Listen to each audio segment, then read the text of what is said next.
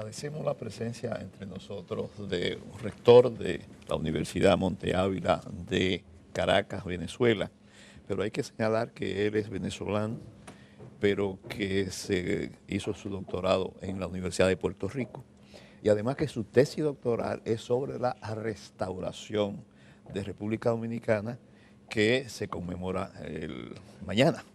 Por consiguiente, es un tema, es una persona que podemos, con la que podemos hablar de educación superior, pero también de República Dominicana.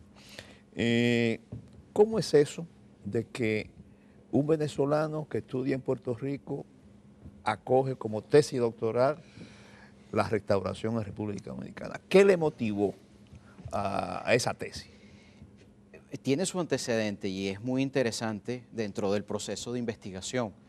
Cuando comencé a trabajar la tesis de maestría, estuve trabajando unos documentos españoles sobre la relación entre Puerto Rico y Venezuela durante la época de la independencia venezolana, dado que Puerto Rico fue la sede del ejército expedicionario español que iba contra los ejércitos libertadores y el ejército de Bolívar. Fue una tesis corta, concreta, pero con pocos documentos disponibles.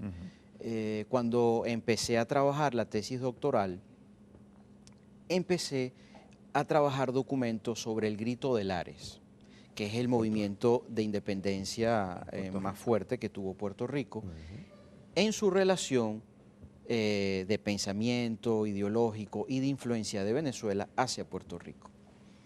Coincidió que la Universidad de Puerto Rico, el Estado Libre Asociado y unas instituciones de España estaban promoviendo el uso de unos archivos militares españoles del siglo XIX, y había mucho material sobre el Grito de Lares. Pero lo más interesante es que ese material del Grito de Lares me remitió a una constante, que era los movimientos antiesclavistas del siglo XIX en torno a el miedo haitiano producto de la Revolución de 1804 y los procesos el proceso de anexión y la guerra de restauradora. Entonces caí de una manera sin quererlo.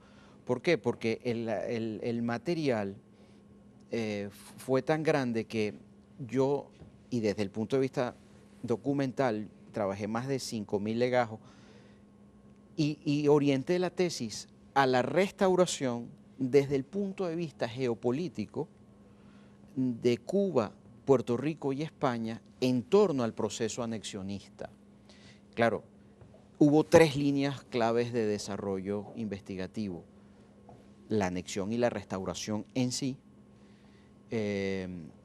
y esa anexión y esa restauración insertada dentro de un proceso geopolítico y muy particular a partir de 1860 con la guerra de secesión de Americana. España y Francia pudieron entrar otra vez con pretensiones imperialistas con características del siglo XIX a querer reconquistar otros territorios. Entonces estudio esa parte geopolítica. La segunda son unos documentos muy interesantes sobre cómo los españoles narran y relatan la guerra de la Restauración, que para ellos fue una gran guerra de desgaste. Hay cosas interesantísimas, por ejemplo, cómo venían vestidos los soldados españoles con trajes de terciopelo que les causaban calor, los mosquitos, la comida, que los desgastó. Y un tercer punto, que ya es por el sitio donde hice la tesis, que es la participación de los puertorriqueños en la guerra restauradora. Bueno, hay para un investigador externo también de esa época de América Latina, debe haber un atractivo especial, tal vez, creo que es el único caso de reanexión a los colonizadores que hay en todo el continente, ¿verdad? Bueno, y probablemente en el mundo entero. Es que eso es una de las cosas que yo desarrollo, es decir, la guerra restauradora, para mí, que vengo de Venezuela y estudio temas latinoamericanos, para mí era un tema desconocido, e incluso, como usted dice, ¿cómo es esto? Se de encuentra que con que una hay un independencia proceso de volvió a anexión? ser colonia. Y yo desarrollé, y es parte de la intervención que voy a decir esta noche, yo estudio todo el proceso de la conformación nacional y estatal dentro del proceso de anexión, llegando a afirmar, a hacer una tesis de que en Latinoamérica, o en la Latinoamérica continental, los procesos de independencia son precedidos por la conformación estatal y después la nación. Es decir, en América primero fue el Estado y después la nación. Y parte de mi tesis es decir que en el Caribe es distinto. Primero hay un proceso de conformación nacional y luego cada uno con sus especificidades, Cuba, República Dominicana y Puerto Rico, tienen un proceso posterior de conformación estatal. Frente a esta afirmación, que quiero escuchar su opinión, para algunos historiadores, la verdadera independencia de la República Dominicana fue la restauración, no en el 44. Yo creo que ambas son parte de un mismo proceso Claro. y concluyen con el proceso restaurador, con el proceso anexionista y el proceso restaurador. Lo que Sería pasa es que tiene metodológicamente... característica, la primera guerra de independencia no se da contra el colonizador, sino se da contra la ocupación de Haití. Exactamente. Y la segunda sí, entonces, por haber caído en esa rémora de volver a ser colonia, ¿a qué se atribuye el que haya predominado en la sociedad dominicana la anexión a España después de la independencia de Haití? Bueno, mira, según los datos que manejé y según los informes españoles y de los capitanes de barco, había mucho el miedo haitiano. Los movimientos pro negritud que se movían sigilosos entre Trinidad, San Tomás, New Orleans, y que promovían un independentismo negro, hace que las autoridades metropolitanas y las autoridades coloniales de Cuba y Puerto Rico pusieran especial atención. Acuérdate que yo estudio el punto de vista de la restauración y la anexión desde España. Desde España. Y los gobernadores de Cuba y Puerto Rico, sus informes a Madrid era, oye, tenemos que ponerle el ojo a Santo Domingo. El ojo en el sentido de que se nos pueden repetir escenas en Puerto Rico y en Cuba, como las que se repitieron en Haití, se realizaron en Haití en 1804. Recordémonos que el siglo XIX para Cuba y Puerto Rico fue un crecimiento exponencial económico debido a las economías de plantación del azúcar. Sí. Cosa parecida a lo que había sucedido en Haití a finales del siglo XVII, del siglo XVIII y principios del siglo XIX. Y esta influyó el que en Haití había habido no solamente una revolución protagonizada por los negros, sino antiesclavista, ¿verdad? Sí. Y en esos territorios predominaba todavía la esclavitud. También hay que ver también... Estaba en Cuba todavía la esclavitud, igual que aquí. Sí, claro, igual que aquí. Pero también para los españoles, ya desde el punto de vista del pensamiento, de las ideas, para los españoles, retomar otra vez Santo Domingo era parte de un pensamiento romántico propio de recuperación. del siglo XIX, de recuperación, de exaltación de las antiguas grandezas de la monarquía española. Porque el Santo Domingo, que era tan pequeña cuando tenía posesiones más grandes en América, ya las había perdido casi todas. Las había perdido todas en todos los procesos de independencia. Ya para el 63, ¿qué le quedaba? Cuba y Puerto Rico. Cuba y Puerto Rico. O sea, Cuba, Puerto Rico y entonces quería la República Dominicana, un triángulo ahí. El último proceso de independencia que se consumó fue en Perú y Bolivia entre 1824 y 1825.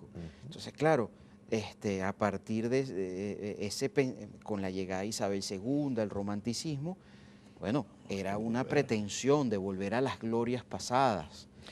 ¿Qué le trae, rector, a Santo Domingo en esta oportunidad? Esa conferencia, ¿cuándo es la conferencia? Una gentil invitación de la Academia de Historia para hablar sobre estos temas esta noche a las 8 de la noche. En el local de la Academia. En el local de la Academia. En el local de la Academia, sí. Sí. ¿Podemos conversar sobre Venezuela? Claro. ¿Desde el punto de vista histórico o del presente? Del presente. El presente de ¿Cree usted que habrá salida institucional en Venezuela? Debe haberla. Debe haberla. Si me preguntas cómo, esa es la gran interrogante. Venezuela actualmente no es que vive una crisis, sino que vive un gran colapso desde distintos puntos de vista. Un colapso institucional, un colapso económico, un colapso demográfico. Un colapso ecológico, un colapso en la producción y distribución del petróleo. También ecológico el colapso. Fíjate, ahorita en Venezuela... porque todos los demás los conocemos, pero el ecológico, ¿por qué? Ahorita estamos, por ejemplo, sufriendo unas grandes inundaciones en el sur del país. Esas inundaciones son productos del mal manejo de los recursos naturales y de la otorgación de concesiones para la minería en sitios que son de reserva natural. Cuando te hablo, ahorita estamos sufriendo un gran problema en Venezuela de agua. Prácticamente el país se ha quedado sin agua. No es tanto un problema ecológico, es un problema de distribución y de mantenimiento de agua. De mantenimiento de las plantas, de las procesadoras sí, pero también, y distribuidoras. Pero también del proceso de cuidar las fuentes naturales de agua, que son muchas, sí, pero que no son Pero no lo son que cuidadas. uno no puede entender, yo creo que el año pasado la inflación fue de 13.000% y a uno le pareció que era muy elevada. Y uno decía, pero ¿cómo puede ser 13.000% de inflación?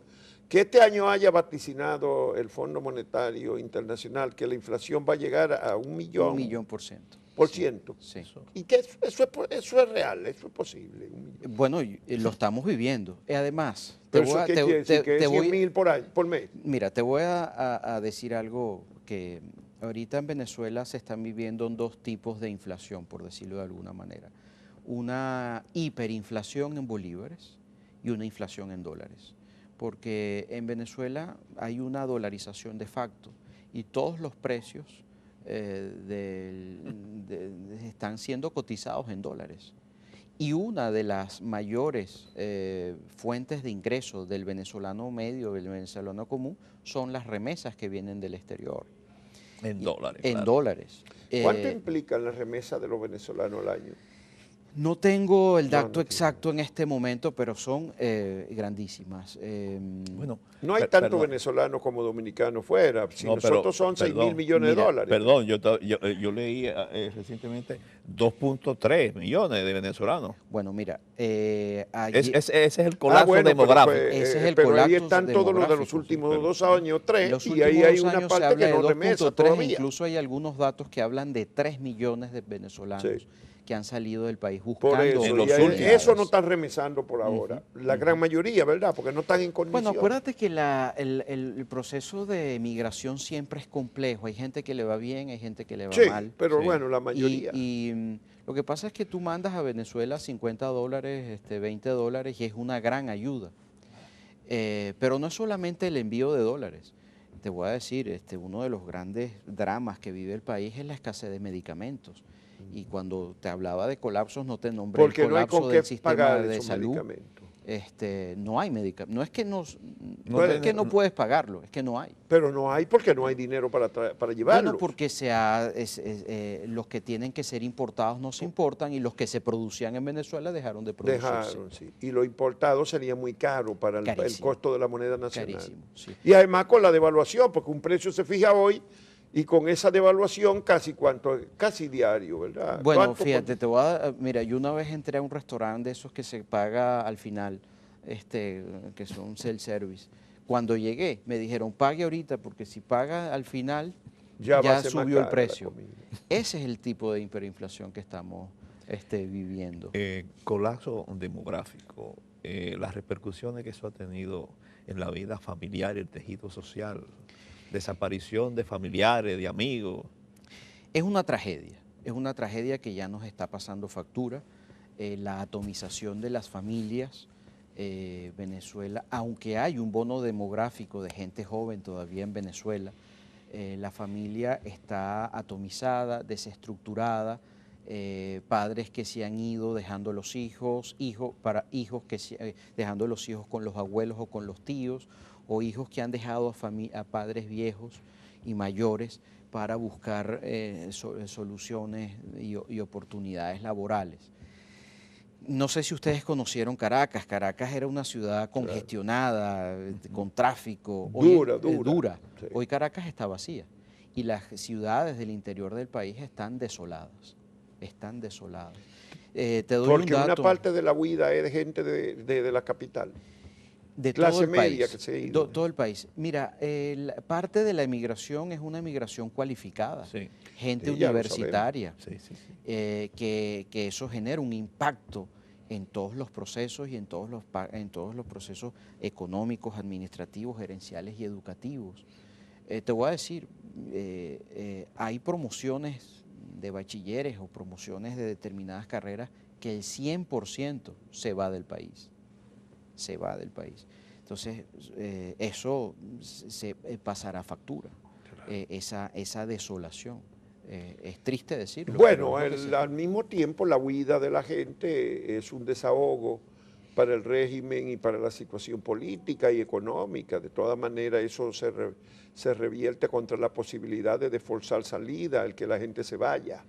Y si se va un estamento de gente que tiene capacidades, las soluciones son a más largo plazo, ¿no? Todavía quedamos venezolanos apostando por una institucionalidad en el país porque creemos que los procesos democráticos tienen que ser concluidos. Usted me preguntaba al principio, bueno, ¿habrá una salida? Yo pienso de que si hay salida, primero debe haber un reconocimiento de la crisis por parte del gobierno, que no va a ser fácil.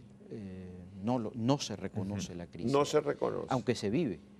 Sí ya hay parte de gente que... ayer leía unas encuestas de que hay un gran porcentaje de chavistas que se llaman no maduristas y que reconocen la crisis y están ya saliendo voces que plantean un cambio económico, pero plantean un cambio político.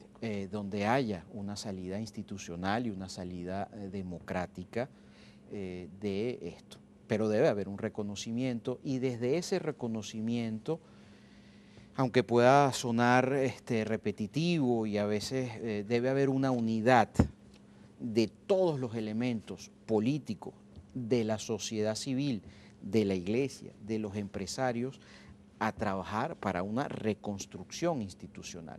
Yo pienso que la reconstrucción económica va a ser rápida, porque Venezuela tiene una capacidad instalada importante. Venezuela aunque tiene el aparato productivo se ha deteriorado. Bueno, sí, se ha venido a menos, pero hay una riqueza, renovación. Sí, hay una riqueza humana y Toma una riqueza tiempo, material. doctor. Sí, pero pienso que tomará su tiempo, pero más tiempo va a ser sí. la reconstrucción institucional. Sí. Te voy a decir algo que como docente y como profesor universitario he propuesto mucho. Se tendrá que trabajar mucho la ética del trabajo. Volver a enseñar al venezolano de que es con el trabajo en donde se perfecciona el país.